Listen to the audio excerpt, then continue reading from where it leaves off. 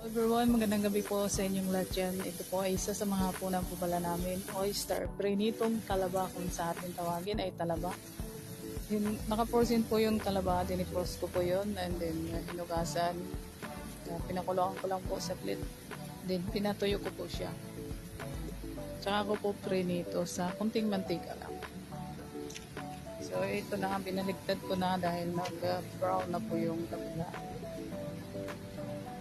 May kusang lumalabas na tubig.